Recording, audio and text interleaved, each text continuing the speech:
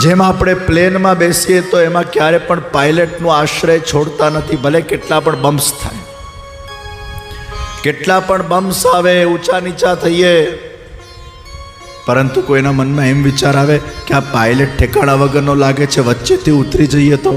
ભલા માણસ, વચ્ચેથી ઉતરશો તો હજી દુઃખ પામશો.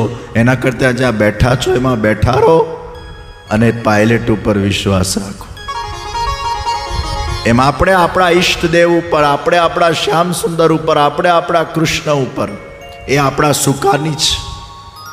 હરિ અને ગુરુ એ આપણા સુકાની છે અને એમના પર ક્યારે અવિશ્વાસ ન કરીએ, એમના ઉપર ભરોસો રાખીએ. અને વિશ્વાસ, શ્રદ્ધાની પરિપક્વતા એ જ ભરોસો છે. ભરોસો એટલે સોંપી દેવો. બે હાથ ઊંચા કરી દઈએ તો કેવું આપણે સોંપી દઈએ છીએ? શરણાગતિ. અને એટલે જ આપણા ત્યાં શરણાગતિના સુંદર પ્રકાર બતાડવામાં આવ્યો.